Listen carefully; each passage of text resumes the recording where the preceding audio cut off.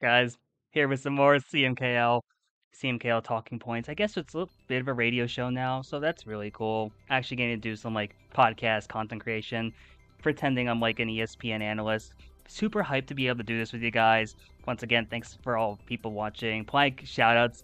Shoutouts to Plank for one of my teammates from OnlyFriends stopping by. Sorry that you're feeling groggy right now because you just woke up, but I hope you're doing well, man. It's been a while. Really good.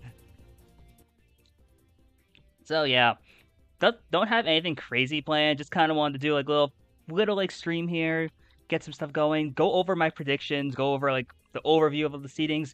This is the first week of CMKL. Collegiate Mario Kart's finally starting its 6v6 league. First time ever. And we get to have at least a couple games coming today. I am pretty sure like 90% of the matches today are getting rescheduled.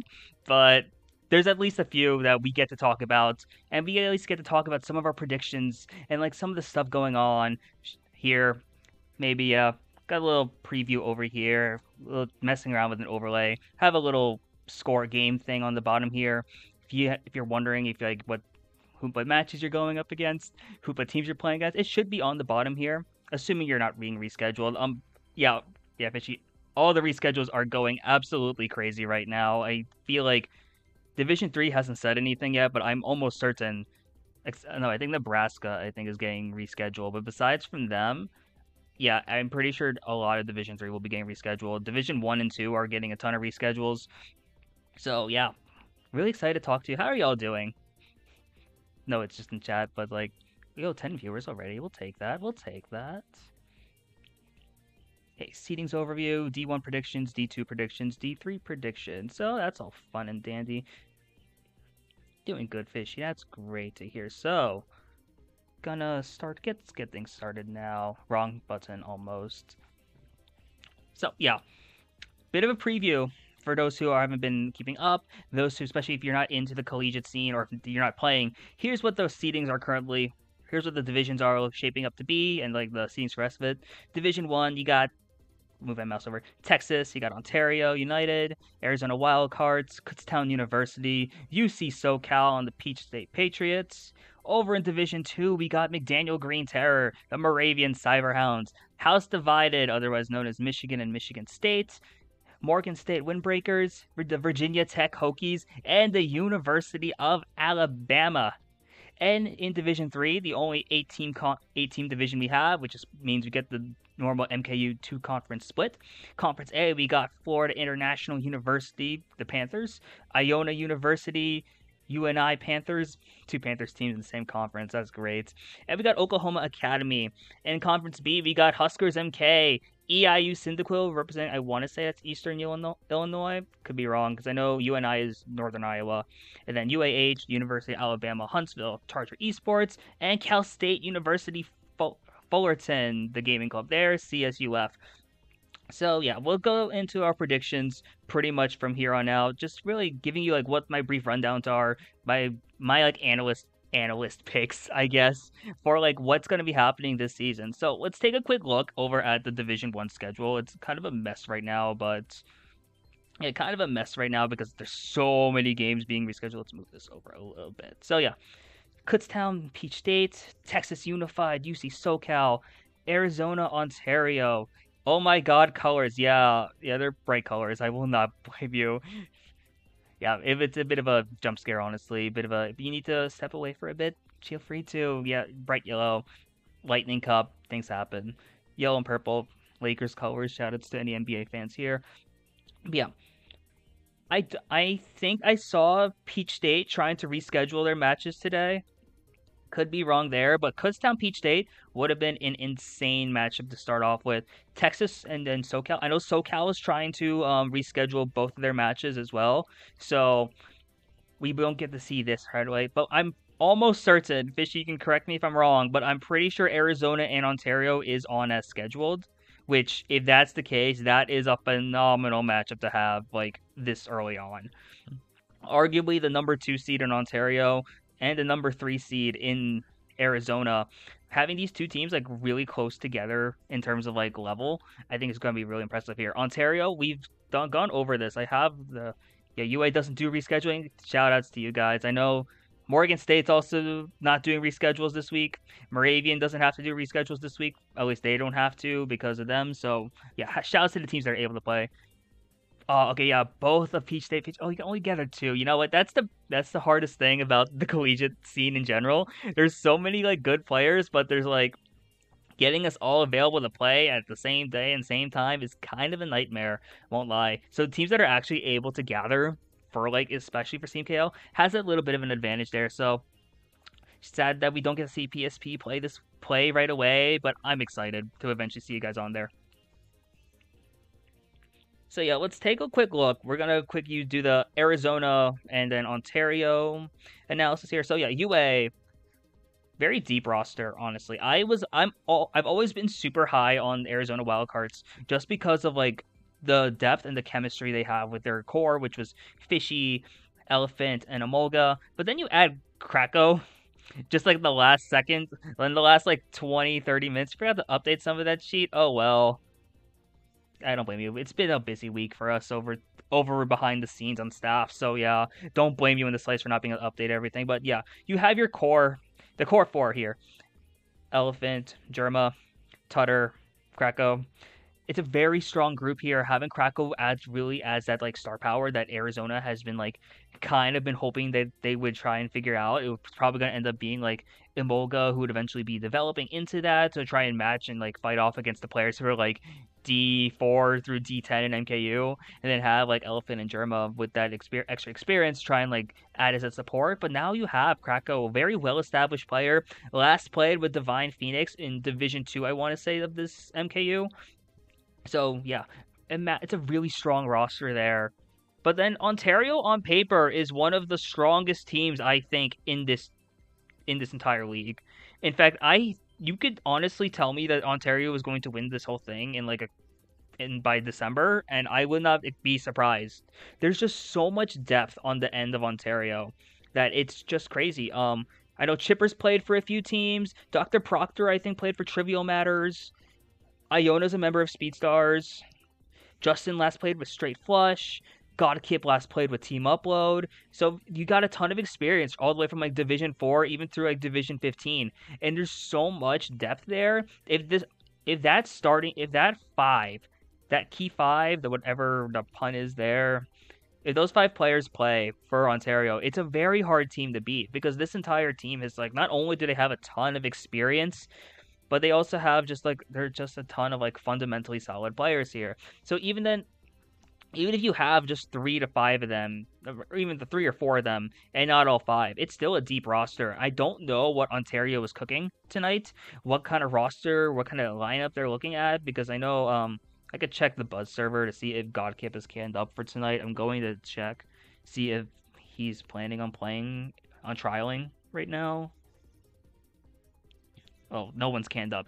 That's fun. So that's great. But Yeah, so yeah, a lot of good players on Ontario. I feel like on paper, Ontario wins this for sure, especially if it's the best players on their team playing. I think Ontario wins this, but I would do not be surprised if Arizona either keeps it close or potentially pulls off an upset here. I think the key for Arizona here is just having that kind of synergy, having that kind of like play really, and just having like all this experience together because like Ontario is one of the only other teams who's actually gathered before in like since like the summer. They've been on and off. They played I think they were trying to play Boshi's Little Cup. I think they dropped maybe midway through it. I know they were in Paradigm also.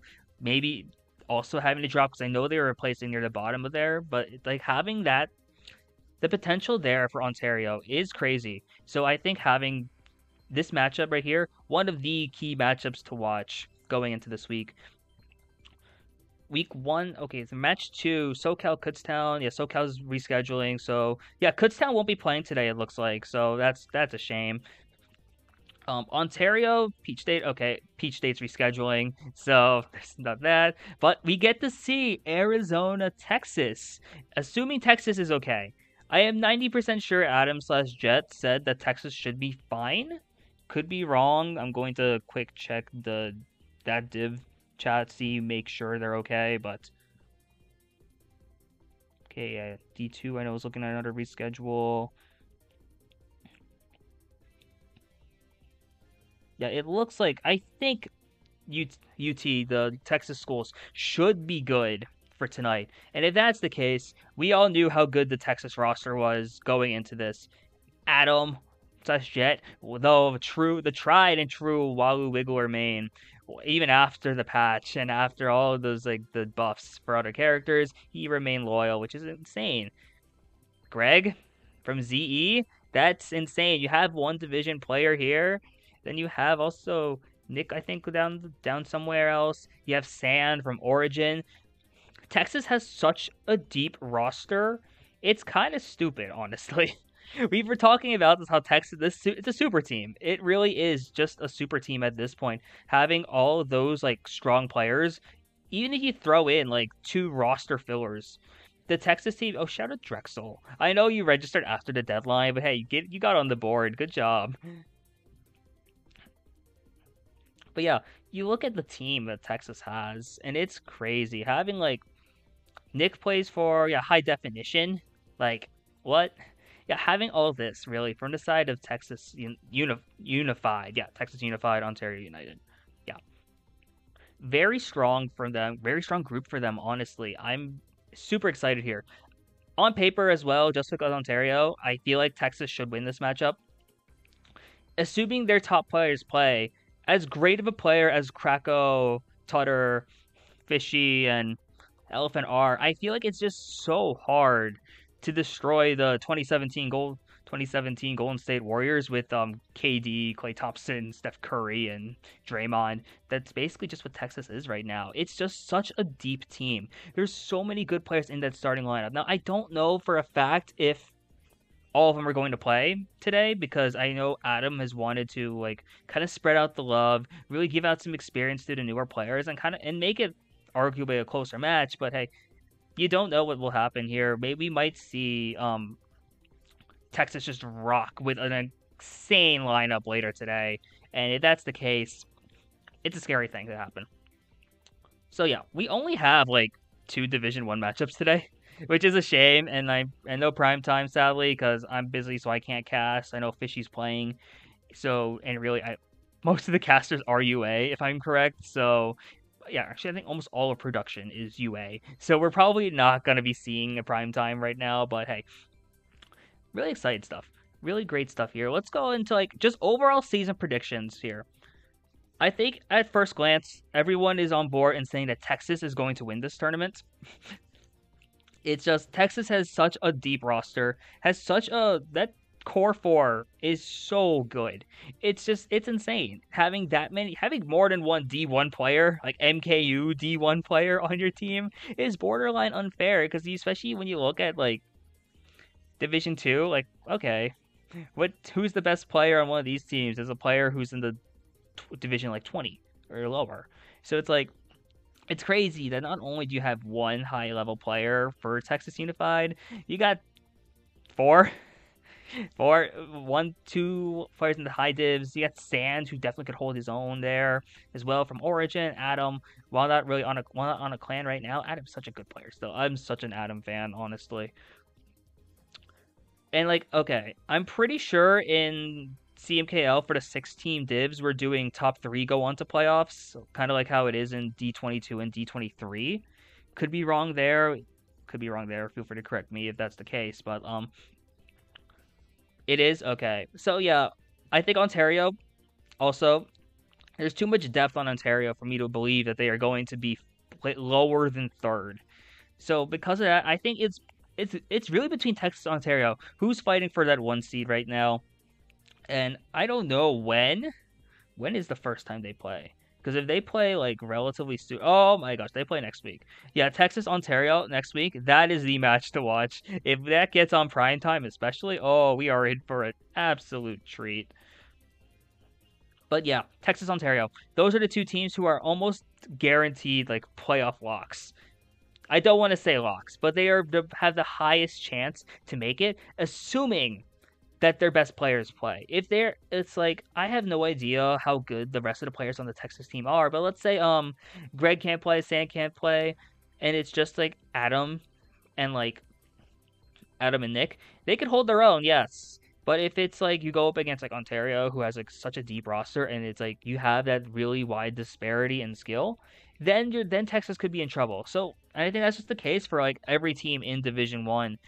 How often is your top lineup going to be able to play? Because the same thing is like Peach State. If Spoon and Bean don't play, it's going to be much rougher for them. You don't see any of the core 4 from Arizona play. It'll be rough. If Technical, Batboo, or Bo don't play for Kutztown, you get the gist. Super FX or Waluiz with SoCal, yeah, we get the point. Which then makes the whole thing of like which of these 4 teams fighting for this last playoff spot. That is one of the biggest storylines I think for this division. And honestly, I don't know what. I can't really make a solid prediction as of now. Each team has like some strong ass players, and there's so many like just good. There's so many good players here. There's so many like different like strengths that each team has. Arizona, we went over this before. Chemistry is their X factor. It is by far the biggest thing that Arizona has over every other team in Division One. They've played the longest together. Fishy and Amolga have been playing since last year around this time because they played in like MKU 19. And then Kutztown has Technical and Batboo. Solid. That's a strong 1-2 punch, honestly. And there are results for this too. I know Texas and I want to say Texas and Kutztown had a scrim fairly recently. Yeah, Texas and Kutztown. This scrim was really telling. Yes, Texas doesn't have necessarily the top lineup, but it really puts into perspective how good Texas can be when they don't even have this top lineup. And this lineup for Kutztown, if this is not their top lineup, it's definitely up there because there's such good players here. Technical and Batboo, Bo, Stepian, JK8, MC. So there's such a good Kutztown lineup here. And this is a close match here. I think this is important, especially because Kutztown's developing that chemistry and having this like 1-2 combination to really make the best out of like this team and really push the rest of this core is insane. Because I know you see how good Bo is getting. I think Bo is like secretly one of the best players in this division that you probably won't think of because like yeah, sure, they are the 3rd option on paper when you see Technical and Batboo. Yeah, this is the Chris Bosch of the team. This is like even like the Ray Allen. Hi, Bo. Yeah, definitely see as the 3rd option, but Bo can go off. I remember seeing a scrim against, I want to say it was Arizona, where Bo had like scored real high, like in like the 100s, maybe like 120-ish. And so they have that potential. And if Kutztown develops these players as fast as they are doing right now, I see Kutztown knocking on the door of playoffs. But you can't. There's also schools like UC SoCal, who have just quietly decided we're just going to add Super FX. I could have sworn we had a there. I could have sworn I saw there it is. Shout outs to Peach State Patriots, by the way, for 126 versus UA. Yeah, Bo doing that was an incredible result there. And secret dark horse, secret player who no one expected to be as amazing as they are already this soon. But yeah, they're gonna be a player to look out for. This Peach State Patriots UC SoCal scrim. This is a beautiful thing. Look, I don't think Pats is on the roster, sadly, for Peach State, but this is still an insane result. I know for UC SoCal, everyone's talking about Super FX joining this team in the last few days. Because you look, I think they're now Division 3 because they're on Hop Up Delivers, I want to say, but still former high definition player already on this team. It's crazy. And then Cairo, I know people in the CMKL scene have been hyping up Cairo since February. It's that crazy. And putting up this 113, I think is just goes to show how good Cairo is. Definitely really up till now, and it's not going to be much of a secret anymore because of this table, and the fact that I'm talking about it on stream, but UC SoCal, Cairo is going to be one of the dark horse players, going to be one of the X factors for this team, especially if they want to push into playoffs, because I definitely think they can. Yes, they did lose to Peach State here, but this is a very good Peach State roster. Very strong Peach State roster. I don't remember if Pats is on it or not, but if Pats is on it, then let's go. Good job, Peach State. And if that's the case for Peach State, that's exactly the player they need, because we've been over this before. Peach State Patriots, the Georgia schools, they have one of the most complete teams in this division. Bean from Trivial Matters, Spoon from Yoshi Rangers, Dynamo and Wisp from MK University, Luxie from Yoshi Rangers 2. Having that kind of war experience, an absolutely amazing thing to have this early on, especially against teams who are there's going to be a lot of teams who are putting out players who haven't had wars before. So you get that team play that a lot of teams won't yet, and giving them that edge, it's real good for them. So yeah, time to actually answer my question of which one of these teams is making playoffs. And that's hard. I will not lie to you. It's incredibly hard to pick between these four teams, actually. I could be a homer and just say Kutztown, because also being in Pennsylvania, Kutztown's 35-40 minutes from where I'm at right now.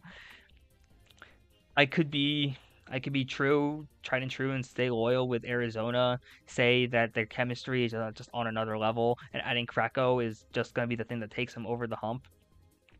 I could see UC SoCal doing it with Super FX and Cairo just coming out of nowhere, Cairo just being the breakout player of the season. See Peach State doing it too. That kind of depth, that kind of depth across their starting lineup. It's gonna be crazy here. So let's take a look at the schedule. Actually, maybe this will help. Who plays each other in the last few weeks? Okay, SoCal has Ontario and Peach State in the last weekend. Oh, Kutztown, Arizona's in the last weekend. That's insane. Kutztown, Texas. Okay, you don't want to see that. Wait, we see Ontario and Texas again in the last week. That's hype.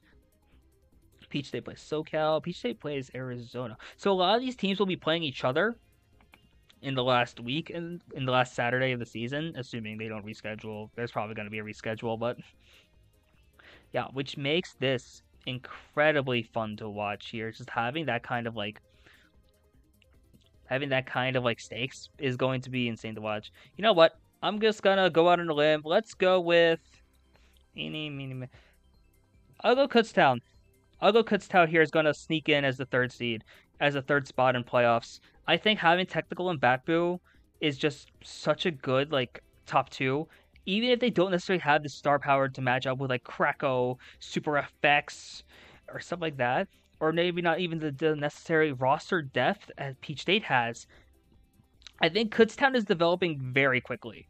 Now, this could go very wrong by the end of the season, but I think with how fast Kutztown is growing as with their players, you saw Bo become a very scary player in like a few months. And I know that JK8, Steepy, and MC, and a few other players from the Kutztown roster. It's a deep team.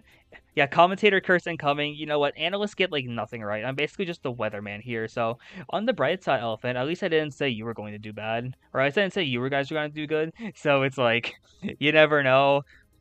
You never know yet, but I think yeah, going into this, I have yeah. I'll post this article later. I think Texas is winning. By the way, the biggest scoring threat, I think it'll be Greg, Technical Krakow, and the players I think that are breaking out this season. I was talking about this for a while now. I think Cairo's gonna have an insane breakout season. Really gonna come up and really show like why they were one of the top free agents in from the CMKL class. Bo, similar thing. I think they're going to grow a ton under Technical and Batboo. Really show why they are going to be a strong player in future semesters, future seasons. Don't be surprised if we see teams trying to like recruit any of them. And Elephant 6-2. I'm a huge Elephant 6-2 fan. If that wasn't clear, by the way, haven't actually talked to the guy before, but like I see what they're doing. Really proud of seeing that kind of improvement in such a short time. So it's like I think this is their season to really show what they can do. Really have that breakout moments here with in CMKL. Yes, you have Krakow as like the carry, yeah, the hard carry for Arizona. But especially when there's probably gonna be games where Krakow might just not be able to play. So having Elephant there, especially to grow under one of the most solid, fundamental, and like chemistry based teams that is Arizona, I think Elephant's going to have an insane season. Maybe not even in scoring wise, but I'll hear about the qualitative stats and like the stuff you can't put down probably from one of the players there. Division 2 is also Division 2 is hard to talk about here because like you look at these teams and there's definitely experience on some of them. There's also just a lot of like ambiguity and we just don't know a ton about what's happening here. We'll take a look at the who's playing today and kind of just figure out who's actually playing today and make those predictions.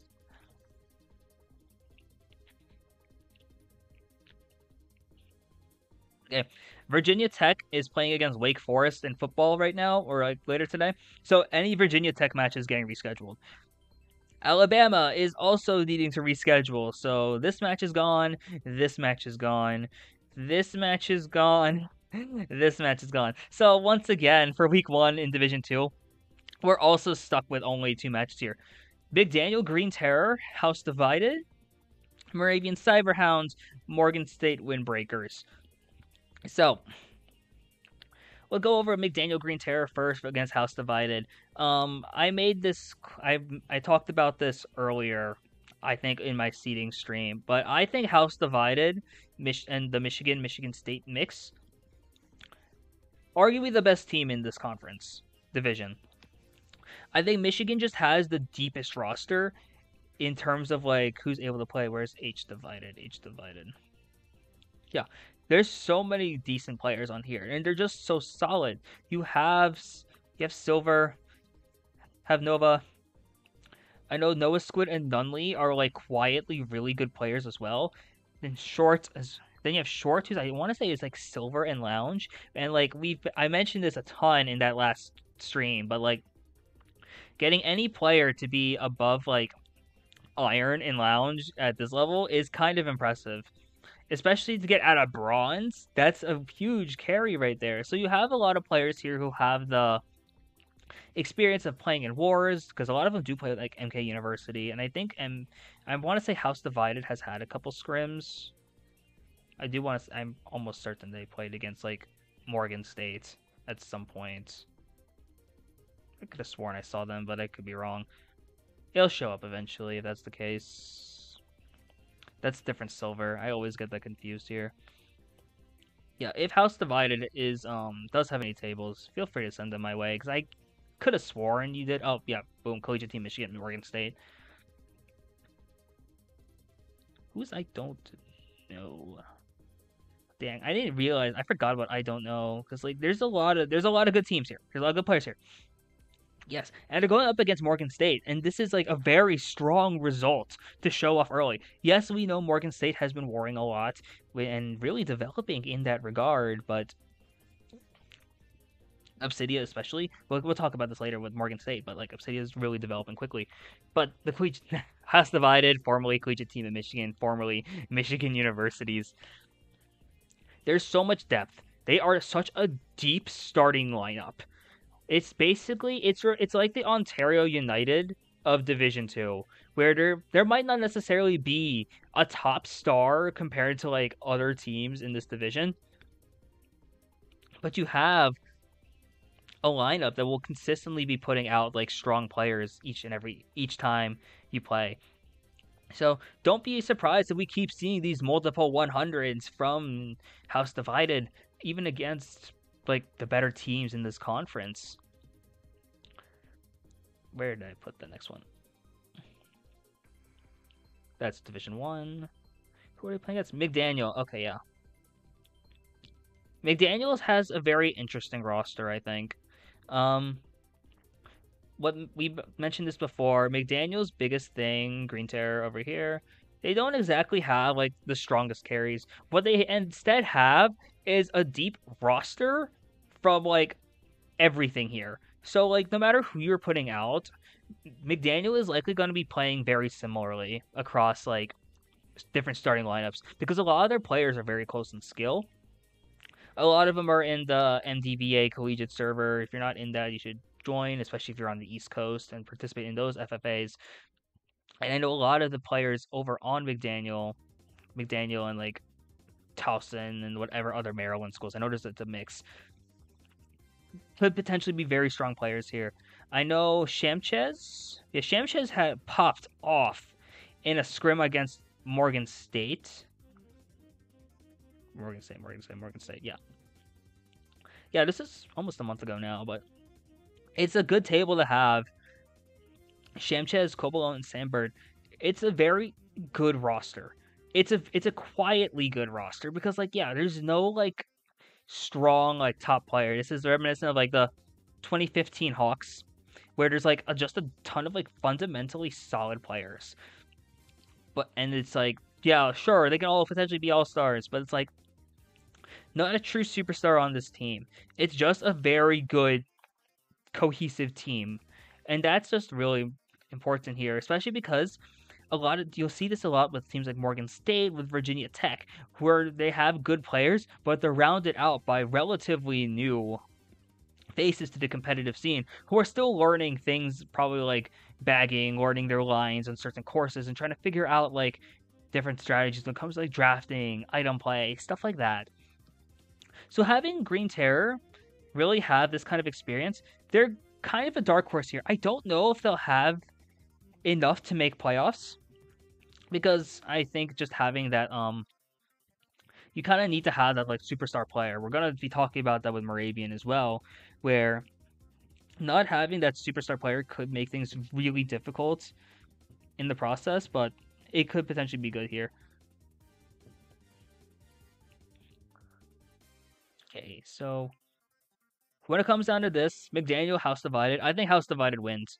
Honestly, I feel like House Divided is just a better McDaniel. I think their rosters are structured very similarly, where they're kind of focusing on depth of the teams and focusing on like just having an overall consistent starting lineup. And I know with McDaniel going on to fall break, so there's a bit of chaos there. Might make things a bit more awkward for them. Because I think McDaniel was one of the teams that like when they play their matches, they play in person together, like instead of doing comms over Discord, they'll just shout at each other. I know that's what Moravian does too. And I've been in McDaniel's room, so I'm assuming that Game Lounge is kind of what they use for CMKL or used for like the collegiate stuff. So going on to like having that Discord delay, knowing like comms are you need to with comms, like especially you have to like have that like awareness of like I gotta be a little more proactive. Shot calls you gotta be a little bit better on, especially over Discord compared to in person. So maybe that slight delay. While McDaniel is the home team here, it definitely does feel like House Divided. His schedule's colors go so hard. Yeah, Poison Shroom. The colors here go so great, honestly. Purple and pink, beautiful combo. House Divided, I think. House Divided, I think, wins this, and I think they're one of the favorites to go on in this division. Let's move on to Moravian Morgan State. I don't know if Isaiah is in chat, but if Isaiah is, I would love to hear his thoughts on going into this first game of the season for them. I'll be watching Moravian as their coach. I'll be in person watching Moravian and like kind of talking to them between races and stuff like that, making sure like they're on top of things, like pointing out like, okay, stop trailing immediately after you get an item, stuff like that. They're really simple things. Isaiah, you're scared, really? So here's the thing. Just because I know Isaiah's an NBA fan, I feel like what the best comparison here between Morgan State and Moravian, this is like 2018 Cleveland going up against like the Raptors, because like Isaiah, obviously a phenomenal player. I'm like Isaiah is probably like one of my favorite players in Division 2 to watch out for. I think he's gonna pop off. He has a strong case for MVP this season. I will not lie. The stuff that he's doing over down there at Morgan State is incredible, both on the development side and from a gameplay perspective too. Moravian, on the other hand, doesn't have like that superstar player. It's very much similar to like how Knox and Baja are basically like DeMar DeRozan and Kyle Lowry on the Raptors, where it's like very strong players indeed, but it's like not necessarily like they're not superstars. Yeah, they play off together. They play well off each other. And then you have players like Kyle Adams, who's like, I guess he's Pascal Siakam. I guess that's what I'm going with here. I don't know where I'm going with this analogy quite a bit, but I don't think necessarily it's going to be like LeBronto, where like Morgan State just dominates Moravian, but I think it's going to be close. And I think it's just that kind of like that matchup difference of like Moravian has a ton of experience on this roster. Having Knox played since MKU 16. And then Knox played since MKU 16, Baja's played since MKU 17. Kyle has technically played since MKU 16. A lot of them, yes, obviously not a lot of results, because I will tell you, playing against like reigning racers as in our first ever week was a nightmare as a college team. But yeah, having like Moravian, that kind of experience there is going to be important. And I know, and I've personally seen that there's a lot of very strong potential with this team in terms of like the new players. Like Angle and Spare My Tea are going to be players I would want to watch out for. But there's something about Morgan State, which is like, I'd be scared of this team. This feels like a matchup nightmare for a lot of teams for like McDaniel and Moravian. I think Morgan State's a horrible matchup because you have players like Isaiah who's able to just like kind of lead the way in terms of like points. And I know like Morgan State has kind of struggled in scrims as of late. So you'll see that loss to Iona. You see they have a comfortable win against one of the Panthers. I forget which one. I'm pretty sure they played one of the Panther schools. Yeah, they played FIU. And you say, holy 146. Honestly, good shit, man. And I forgot 156 as well. So like, there are teams where it's like you can put these numbers up, have these like Wilt Chamberlain-esque scoring lines, and like it's going to do at least the mental damage against teams like that. Also, fun fact, the captain of Moravia, Knox, currently has the flu. So it's really up in the air about is she going to be able to play? I think she'll have to, because I'm pretty sure all the subs for Moravian are unavailable. So we might be witnessing like a Michael Jordan flu game today, or it's going to be she's going to be absolutely miserable in how she plays, because I know she's feeling terrible. She's been feeling really sick for the past week, maybe week and a half, and I feel horrible for her. Under most circumstances, as like coach, I am not having her play, but because they don't have 6 without her, she has to, and it's rough. So who do I think wins here? I think in the season, Morgan State and Moravian will split. We'll split this season. So whoever wins this one, I think will lose the next one down later in the season. But I will say, I think Morgan State might have the edge here. I think the big thing Morgan State has is momentum. Mostly because yes, they are having scrims and not necessarily winning all of them, but Morgan State's at least playing scrims. I will tell you that because of like health, yeah, sadly because of health of all things, Moravian has had a really hard time being able to play, and like I've basically having to like help organize like practices and stuff there because it's been real rough. They've just been MIA, just been really busy. So I think Morgan State does have the edge just because they're not going into the season cold. So I think maybe down the line, Moravian will pick things up. I think they're going to have a bit of a slow start to the season just because of not having that kind of experience, at least in the tournament format. A lot of the starters from Moravian are like brand new to the game. I think one of them just like picked up the game a month ago, like casually, and is now being thrown into the starting lineup. So I'll go Morgan State here for this week. So I'll have House Divided. Both away teams this week will be winning. House Divided and Morgan State, but expect Moravia and Morgan State to be very close. So yeah, talking about like the actual division as a whole, I think what the big thing is, well, House Divided I think wins. I think there's too much depth in that lineup to really be much of a threat for other teams. So you see schools like Morgan State where they have like one great player and then like a bunch of roster fillers ideally, and then like McDaniel and Moravian where it's really strong second, third options, but not necessarily that star. What they have here is just insane. The Michigan teams here, real good. I think that's gonna be one of the big things we look out for as we see them go on. The second team I think makes playoffs, Virginia Tech. Virginia Tech is basically, I want to say they're closer to like the Kutztown of this division, where they have two phenomenal players in. You have Cynical playing on contingency, and you have Ice, who last played with XI in D1. Now, we know that Ice hasn't exactly played in since like 2021. So not only is there like an entire meta shift, but there are almost 48 courses now that they have to like learn on top of like what they were doing in before the booster pass came out. I don't remember when they stopped playing, but if it's like now booster course pass came out in 2022, so yeah, it's like having Ice there. Ice is mostly there as that veteran leadership player rather than rather than being like the top scorer, which I think will be Cynical for this team.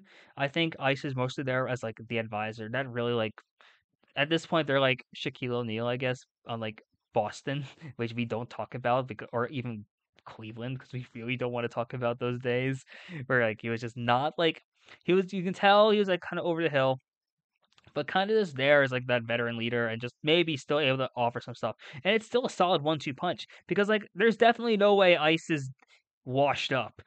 Maybe washed up in comparison to like Division 1 in like a couple years ago, but there's no way Ice is not like still a solid player and can still like hang, especially in this division. I think Ice will probably be like will honestly be the X factor for Virginia Tech for the Hokies as they go on here.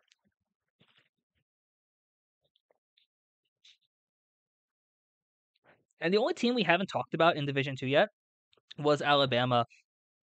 Alabama is the first team with no 6v6 experience and the only one here without the 6v6 experience to make it out of Division 3 because you know that Nebraska has a few players because they played MKU. They tried to play MKU season 20, I think it was. And then there's FIU has Ted Bear, who's a member of Necco Knights. Bama doesn't have that. They're instead what we're relying on is having Solution. Their bronze player in Lounge, like knocking on the door of silver, especially. Very strong player for them indeed, and I think could be could be a scary team, honestly. I think Bama is gonna struggle at first to get the ball rolling because like they have lounge experience, but 6v6 does feel a lot different from lounge, and not necessarily having that team play, especially when you go from like solo queue to like the team format. Like there's a difference between like even like squad queue compared to 6v6, which I think teams like McDaniel and Moravian will be able to take advantage of, just having that kind of consistency. So I think Bama might have a rough couple first weeks. I could see them. They were. I think I'm sad that they're not being able to play against Moravian today because I think the dynamic of Moravian having like arguably the most experience versus the team with the least experience but having harder carries. I think that could have been an insane matchup to have in week one. Actually, yeah, they would have played McDaniel too. So yeah, a lot of experience, mostly here in the FFA singles and like LAN format, compared to like a team that's mostly relying on like their two lounge carries. So I could see Alabama. Yeah, as we mentioned, that Morgan State was a problem matchup for Moravian and McDaniel. I think Alabama's problem matchups might be Moravian and McDaniel themselves. And then yeah, I could see Alabama. I don't know if they'll beat House Divided. I think House Divided is stronger version of Moravian and McDaniel, basically. Virginia Tech, I think there's a shot here. I think if you're gonna pull it offset, it might be here. Yeah, I could see that. I could see them being very close with Morgan State as well. If Solution and Isaiah are probably gonna have one of the biggest like head-to-head matchups in Division Two, then that's going to be a must see. I don't remember where is their first time playing, but I hope it's probably week. Is it week 3? It might be week 3. States. Right States. I'm too far down. It'll be in week to be the 28th ish. Yeah, yeah. Week 3, Morgan State, Alabama. That's gonna be a very impressive matchup to watch here. Really going into that.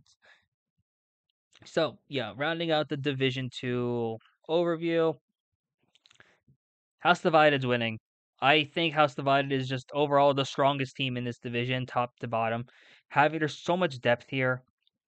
And like I don't think any other team really can match that kind of the combination of experience plus having like the carries, really. I think Virginia Tech makes playoffs. I think they comfortably make playoffs. Assuming Cynical plays every match, assuming Ice didn't fall off to like the level of like an Iron player, which I seriously doubt is the case. I think VT is going to be solidly the number 2 team. Maybe fighting for number 1. They could honestly end up being the regular season number 1, but I will still have House Divided winning in finals. The players to watch this season are the highest scoring threats, I think Isaiah is going to be putting up like amazing numbers. Like if there was a fantasy bracket or some type of fantasy here, you're picking Isaiah in Division 2 because the numbers he's going to be putting up could go down as some of the greatest things we will see in this division. Maybe the greatest things that like we could be seeing scoring records, honestly, I feel. Hopefully that's not a commentator's curse. Cynical, similar boat here. I think there's the big thing there is that Cynical and Egg are kind of becoming splitting points, but Cynical is definitely like better than I think Cynical is the best player in this division, just on paper. So having that is going to be crazy good for them. And short from House Divided, very strong player here. You got to put at least one of the House Divided players here on the scoring threats, and this is arguably their best player. But because how deep the Michigan teams are, I could see them kind of like getting in the way of like go if you're really contending for like the scoring championship, but there's really nothing of value. It's not like there's actually an award season here. Breakout players. We'll start off with Solution. We'll go right to left here. One of the best players I think in this division. I think this is really where Solution has their moment. I think if you're a low div team, like a low div team for MKU, Solution is going to be one of the players you want to see the most. If you don't mind like the project of like teaching the 6v6 format, this is a very strong start to have. Having that kind of like bronze, almost silver gameplay. Going to be a very solid runner for Alabama. And if they can lead in terms of like calling shock and like leading with item play, then I think Bama could have a really strong chance to potentially make some noise here. Obsidia on Morgan State. We were looking at Morgan State results for a while, and I know Obsidia's been a bit inconsistent as of late, but there were times where Obsidia was the carry of the team, where it was like the MVP, and that's insane. Like you look at this against the Collegiate team in Michigan, that 111, very good result here, and they could see Obsidia really just making some noise, really showing off what they can do here, and really solidifying themselves as the number 2 option on Morgan State. The left angle on Moravian Cyberhounds. This guy's good. This guy is scary good for someone who has less than 100 hours in the game. Like, watching him play, he's incredibly raw. Like, there's his lines are there, his item play is not. He's definitely the type of player who will exceed in time trials. And I think that can transition very well for Moravian because Moravian will have like the players like Baja and Nox, who are some of the best, who I think are arguably the 2 best team players in this division. And then you'll have Angle, who's like kind of like gonna potentially have that breakout season, potentially do a lot of the scoring for Moravian. This is probably the hottest take because if you look at the result Moravian had, if you look at the one result Moravian had for scrims, Angle only dropped an 81, but I think this is only the time to tell here. Ankle's going to be very good in the future. I don't know if it'll be this season, but in the future, for sure, Ankle is going to be one of the breakout players, one of the players to watch for over in Division 2.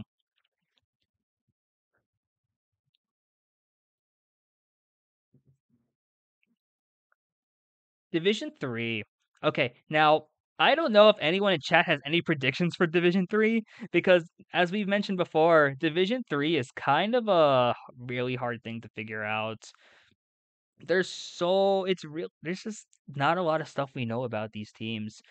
And the teams that we do know about, we don't even know that much of. So like we know there's a couple lounge players. We know that a couple of these teams have like 6v6 experience, and we know that some of these teams are just brand spanking new.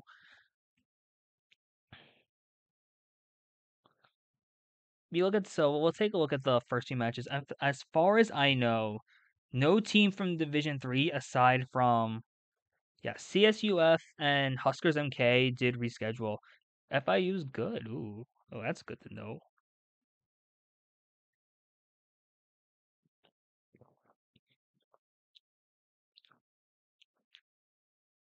FIU is one of my favorites in this division. I will not lie. So we'll go ahead here. Oklahoma, Iona. Iona is actually, I think, one of the scariest teams in this division. You could say that purely just because of this table right here, where they went up against Division 2. Um, okay, Texas and SoCal will be rescheduled to 9 p.m. Pacific on Tuesday. Okay, that's fun.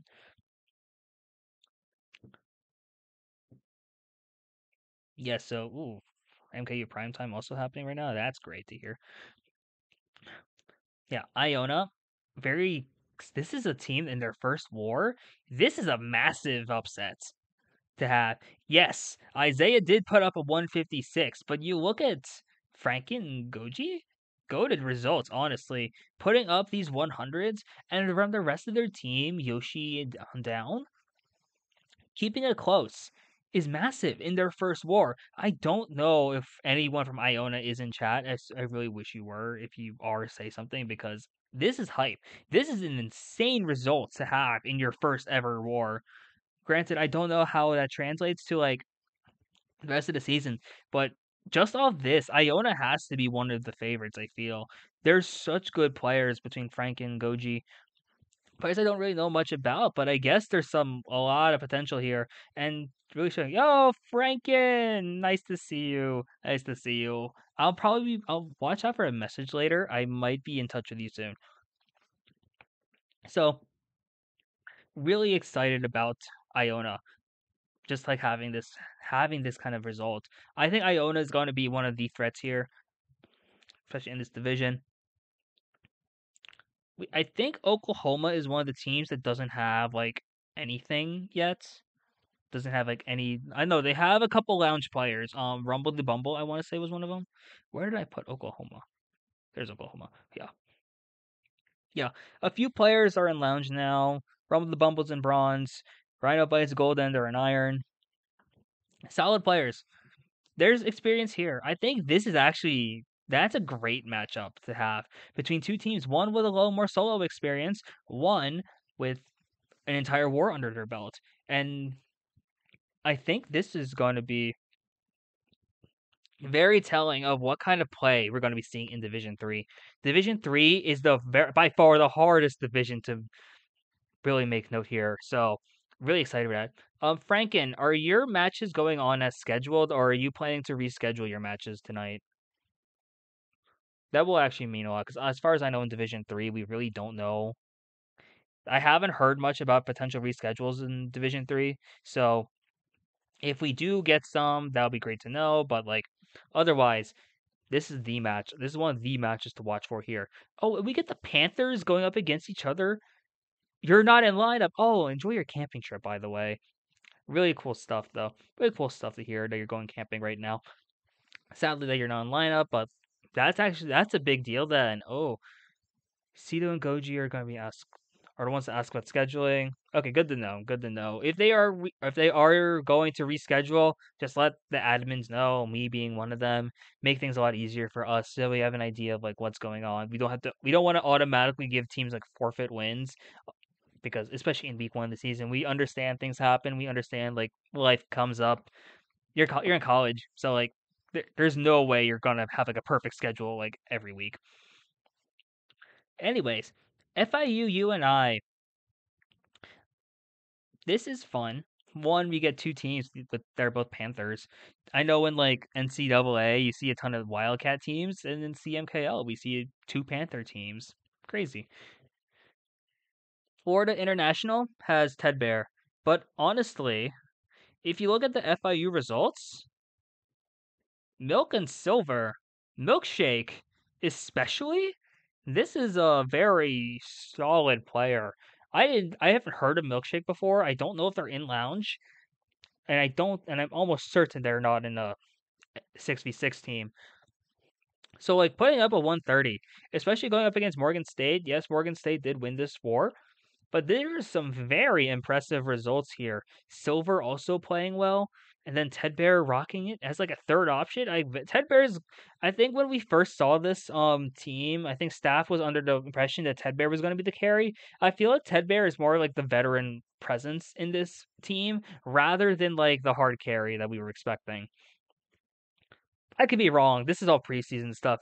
If he comes out and maybe he was just load managing the entire like first week, the entire like month before the season started, then hey, that works. But Milkshake and Silver, really good players here, especially when we look at PES Panther Esports from UNI. Where are they? Where are they? This is a team that if I'm certain they don't have any experience like whatsoever. So this is one of the teams that really we don't know anything about. Yeah, they could be a surprise squad, honestly, but it's hard to be sure because as far as I know, this is their first war. As far as I know, this is their first time ever doing competitive Mario Kart, unless they started doing lounge in the past like day since I started doing all my research for this. But really crazy. I don't know what's for sure here, but yeah, I think we could see this being a really fun matchup to watch. UAH, EIU. This is a team. These are two teams I think with very minimal experience. Ruby, which one? I was gonna say, yo, just started playing and are in Ruby. Insane. Imagine that was the case. Really, obviously, if they were in Ruby, they are moving up to like Division 2. It may be, yeah, they're moving up to at least Division 2 if they were put in Ruby. I would argue so hard for Moravian to move down, honestly, or Bama to move down if that was the case. But that'd be hilarious, though. Alabama, Huntsville, and EIU. Looking at these teams, I know Eastern Illinois, yeah, no known experience. UAH, There's a couple lounge. I think they're in lounge, but I don't think they actually played lounge yet. I haven't looked at that since I wrote this article up.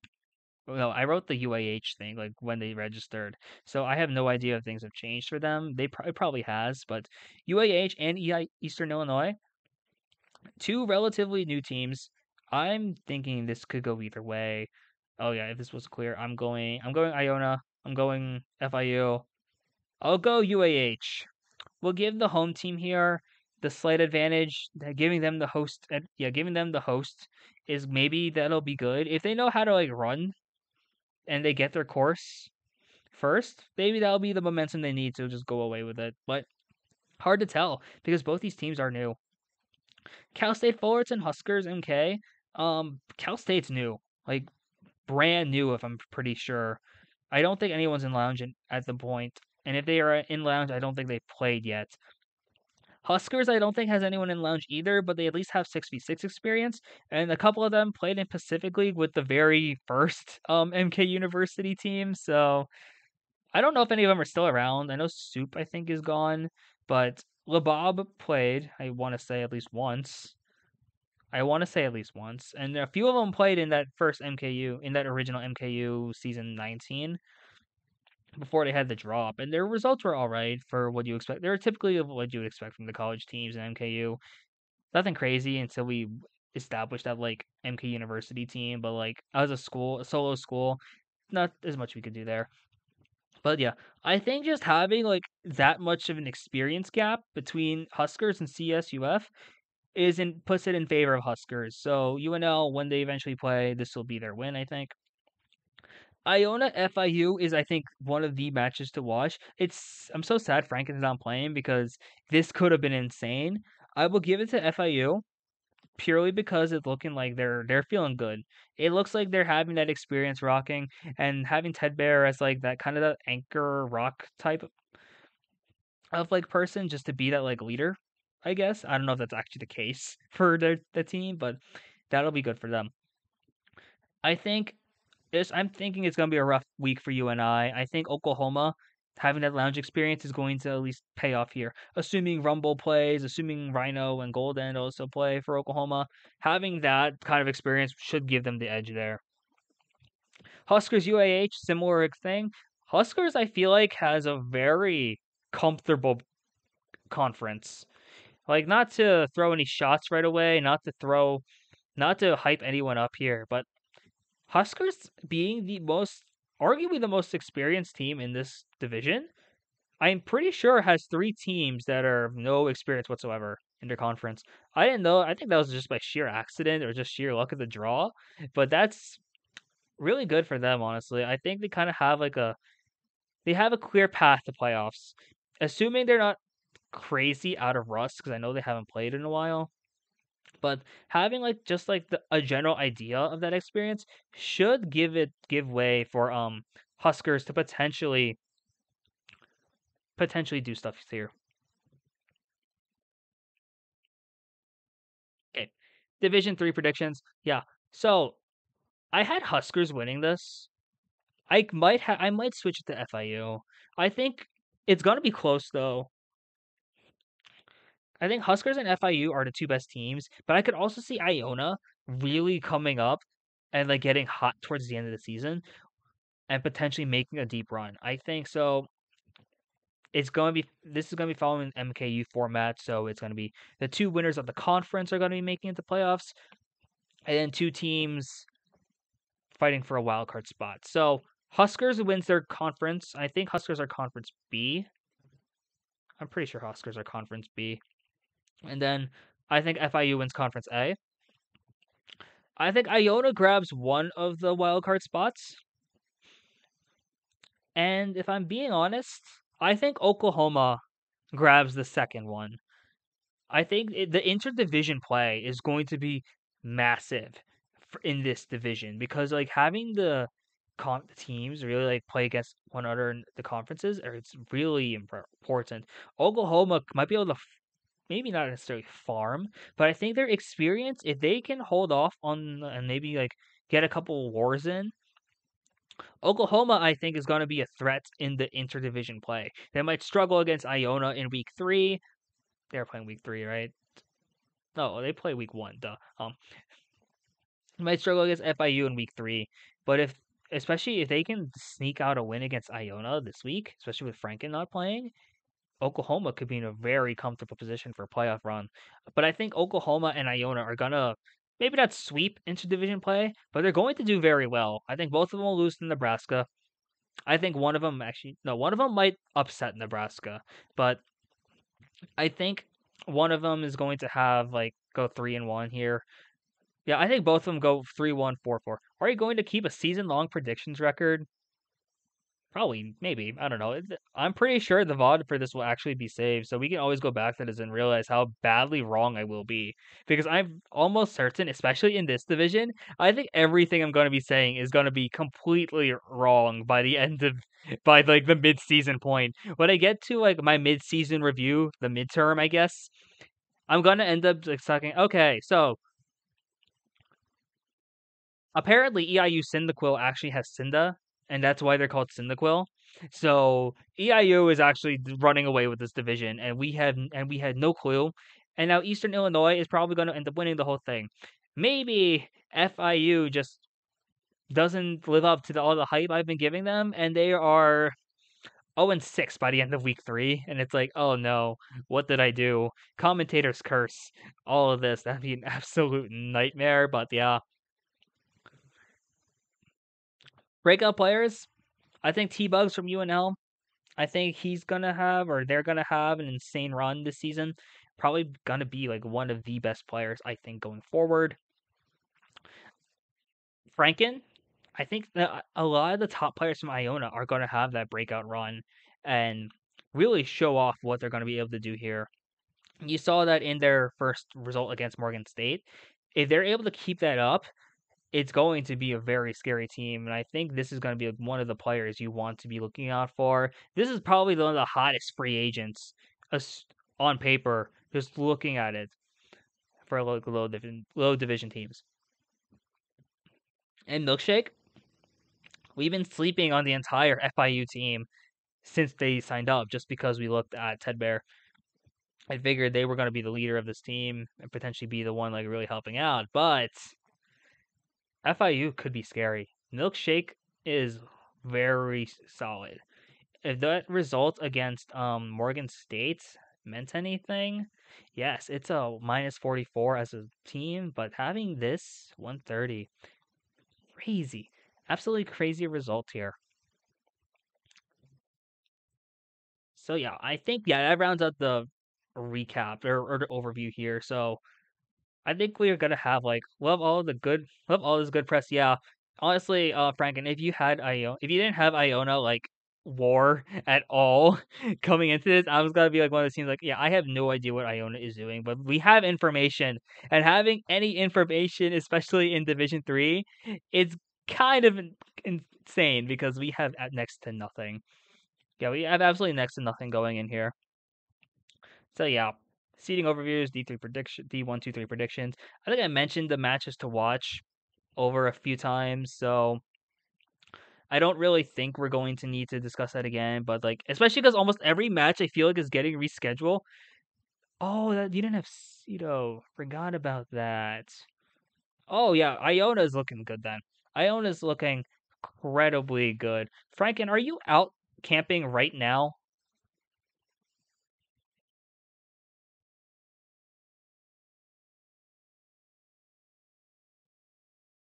How far off from Goji? Okay, that's good. It's good to know. Good to know.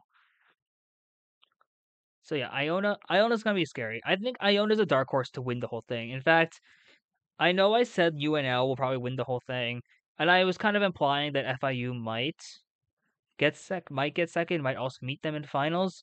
If Iona's in finals, do not be surprised.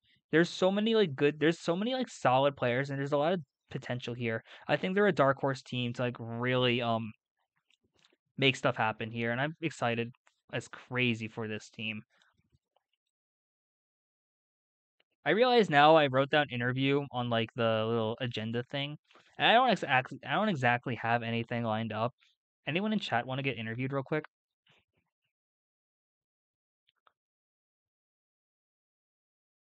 Rowdy last. Yo, Elephant want to get an interview? Actually, I'd be hype because I know Arizona's one of the only teams actually playing tonight. So, yeah, why not? We'll interview Elephant if you want to. Yeah. Yeah, I haven't talked to you yet. That's true. That's true. Oh, let me actually like adjust some of my sound stuff because I know it's not up at all. There's voice chat in like the CMKL thing, right? There's a voice thing here, right? I'm assuming. Elephant interview huge, yeah. Yeah, use broadcast booth. Yeah, sure thing. Broadcasting booth. Yeah, I'm just gonna hop in now. Oh, I have to put my thing up here. So there isn't one I can join. That's true. Yeah, I gotta drag them in. So we'll quick make that, I guess.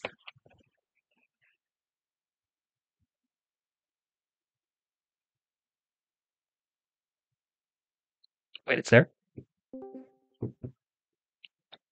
Yep. Oh, I'm muted on here. I just realized. Hey, how you doing, man? What's up? Hey, Oh, if she gave me firms. I saw you in chat, yeah, it's hey, convenient as heck. Well, first of all, finally nice getting to meet you. Like actually, because I've been hearing about you from Fishy. Fishy's been talking you up since like the summer, and I've been watching the. He's so quiet. That's Hold up, great. I'm Oh, am I? yeah. It's not you. Oh, hold on, wrong thing. I'm gonna change. Talk a bit. Just say some stuff. I'm gonna wait for chat to mention if they can hear you or not. All right. Testing. Am I loud enough, chat? Let me know, please. Let him know. Someone say it. Yeah, the sad thing right now That's is that because I'm using my work computer, or like my work slash school computer, I don't have Discord actually downloaded onto this, so I have to use my browser. oh yeah, the web version. Yeah, I'm using the web, so I can't actually do anything off of this because I'm like, oh, I don't want to get distracted in my night classes, which are like 5 hours long. So one is just like I try to keep myself away from it, so stuff like that. So yeah, I have to make do with Discord on my browser, sadly. But hey, you're here. Glad to hear it. Yeah. Okay. It looks like they're saying it's good.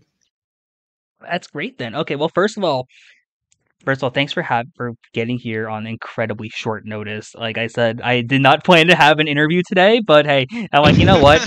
This went a lot faster than I expected, and yeah, might as well. Here, I'm planning on making this like a weekly thing at some point, like a little like game day show, and then getting a chance to like interview players. I don't have any questions lined up, so I'm gonna think of these on the spot. If you want to quick introduce yourself to the audience here, go ahead while I think about some questions and kind of stall for time.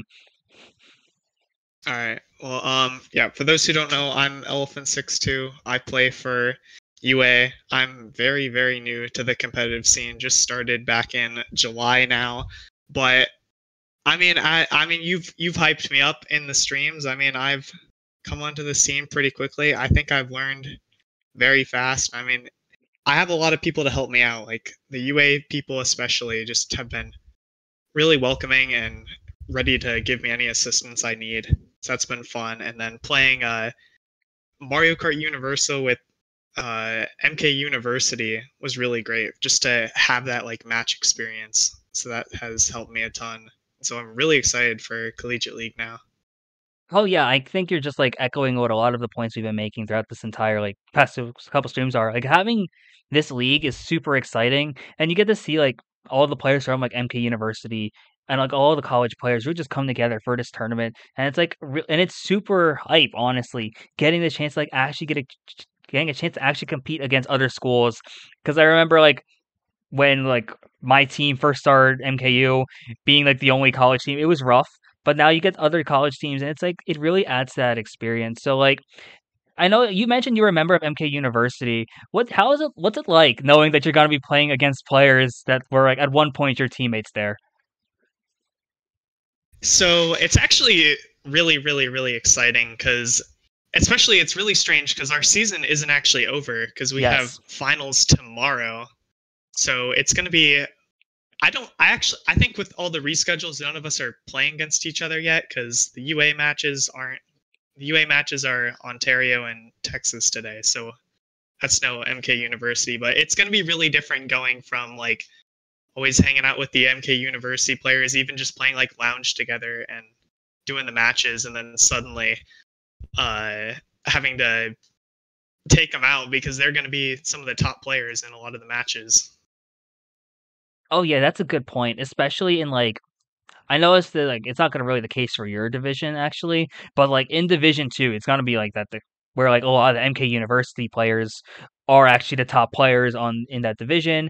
But then, like it's actually fun for you. So you're in Division One and you are basically in the super team division.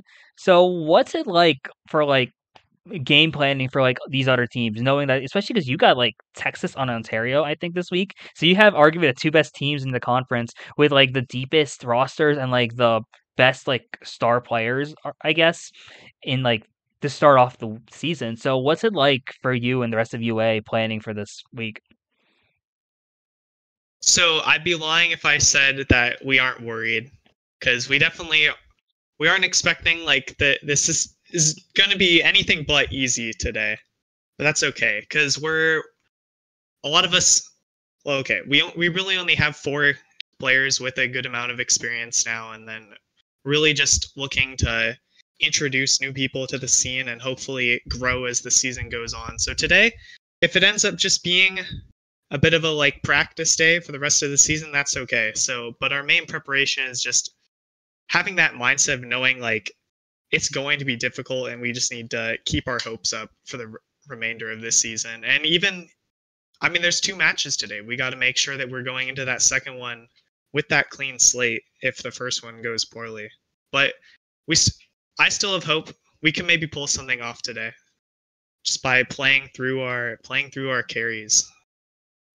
Yeah, I think that's a great game plan, and I love the like that mindset of like it's the first week pretty much. Like you've been using this as like a experience thing for your newer players and getting them a chance. Like you're kind of thinking long term with UA, and I love that about that team in general because like we know that at least in the future the plan is to not have like super teams. We're eventually going to have like schools just one school, one team, or at least maybe sub teams of like if there's that many players. But like you're really looking like to make that program grow. So it's like going into next question, what would you say are the goals for UA going into this season? So yeah, as I said, it's definitely just going to be like introducing the new players to the scene and hopefully setting up that foundation for like next semester and future years. Because I know that we have a lot of motivation right now to like make a collegiate Mario Kart more of a like a recognized thing at UA. Because right now there really is not much going on. It's the team, and then no one really pays attention to us. So we want to change that. We want to set ourselves up for success for now. No, I get that completely. That's I feel like that's a lot of the case for a lot of the schools here, where it's like you have a team, but like especially compared to like other esports programs, like especially esports teams within the same school, Mario Kart really doesn't get the recognition that it rightfully deserves, honestly.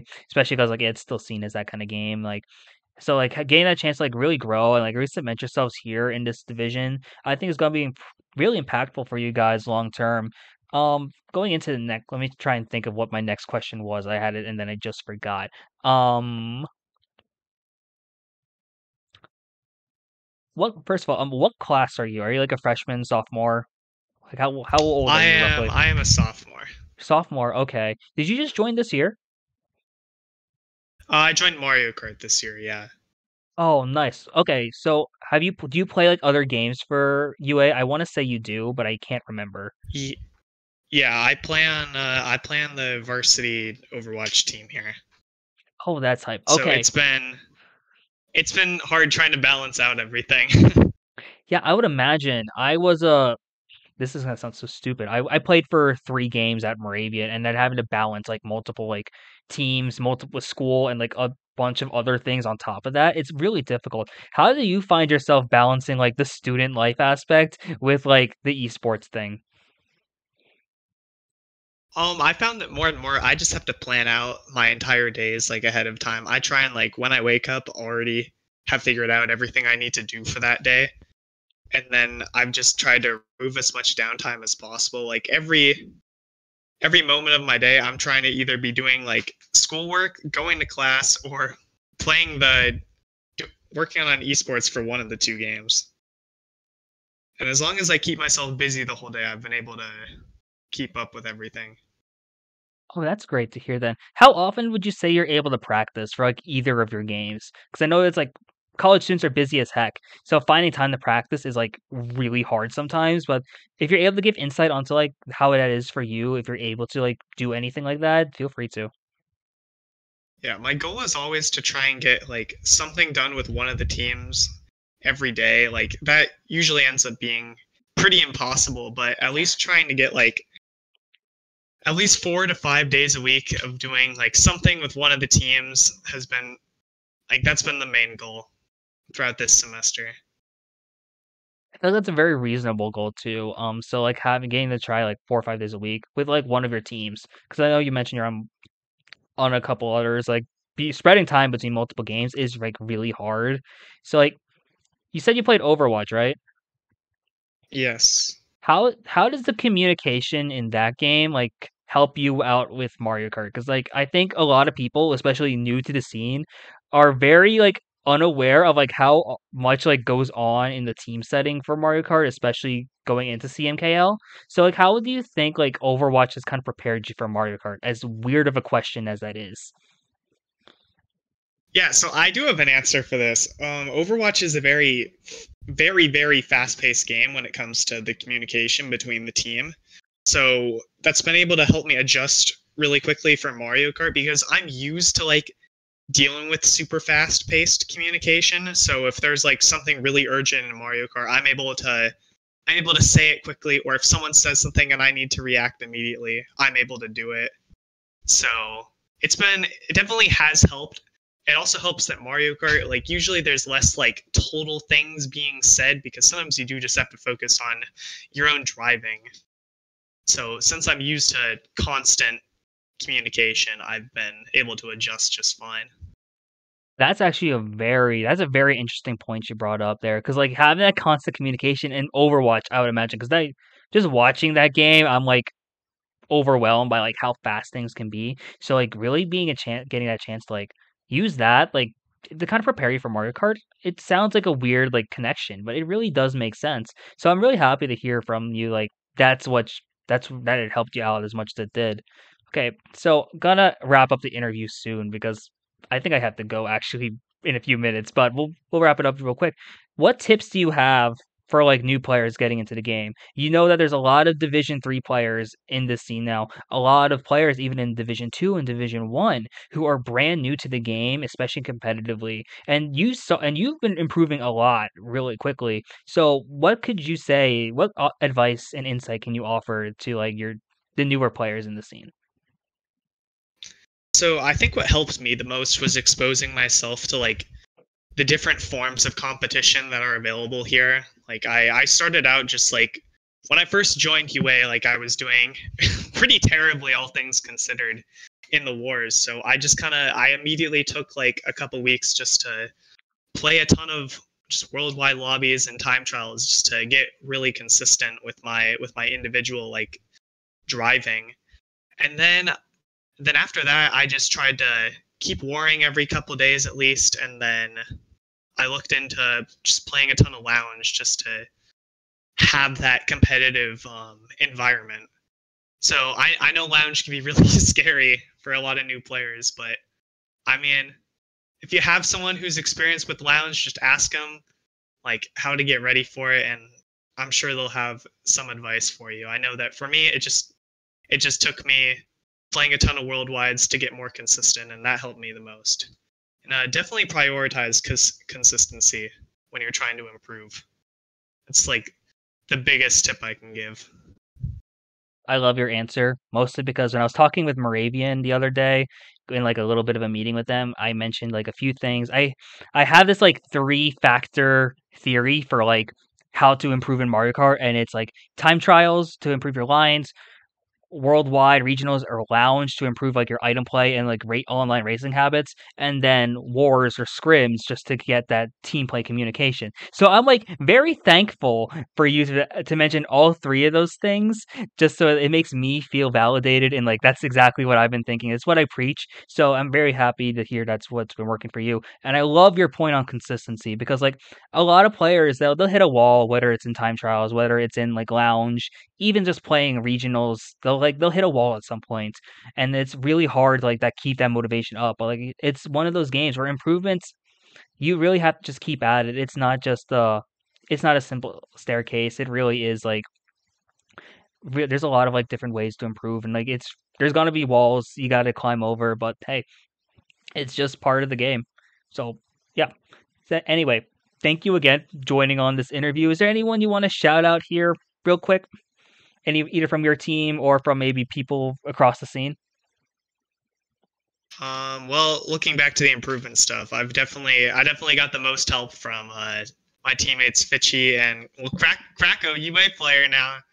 So yeah, they definitely helped me in the improvement a lot, and obviously shout out to all of MKU. I'm really proud of them, like for bringing their own teams together. Like the House Divided and Morgan State like really came together. Obviously, like Peach State was already formed, but and UC with Wallabies. So I've been really impressed that they were able to bring these teams together, and I hope them a ton of success in the season. Yeah, great to hear. Great shout outs as well. Once again, thank you for hopping on for this really last minute interview. Wish you the best of luck with your wars tonight. I'm going to be not actually watching, but I'll be watching the results as they come through. Really hoping to see you do well and the rest of the team. Obviously, I can't be biased for any teams here, but really hoping to see you do well, man. And once again, thanks again for coming on. Of course, thanks for the invite. Yep. Okay. Take care, man. We'll See see you soon. ya. I realize I'm still on stream, but that's probably going to be the end of it for us here over here with the first ever CMKL Game Day. So, once again, thank you guys for watching, for tuning in here. I am 99% sure the VOD is actually getting saved this time. If not, then oh well, third time's the charm. But hey, I sent a thing in general where it's like, oh look, I have the thing enabled. So that's it for first ever episode, I guess. I don't know when I'm gonna be streaming again. Maybe I have time on Monday because I don't go back to school until Wednesday. So maybe I'll stream again Monday, give a little recap on like some of the matches that happened. Maybe give updates on some of the recaps, or not recaps. Give updates on some of the reschedules that's been going on. Maybe we'll have a few matches to talk about and some first initial thoughts after this first week. But hey, once again, thank you guys for tuning in, and very much appreciated, guys. For all those playing tonight, best of luck in your matches, and for all the people who are looking to reschedule, good luck with one, finding a good time to do so, and two, when you eventually play, best of luck there as well. I got to figure out someone to raid, and I have no idea who yet, so we'll see. I know MKC is on. It's prime time. I could do that. Yeah, I was gonna say MK Central probably has to right now. I feel like I'm obligated to. No.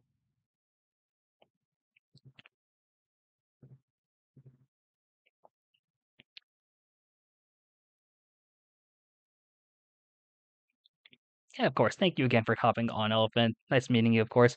And now, let's see. If I did this, do I do this right? Oh, forgot to get rid of the brackets.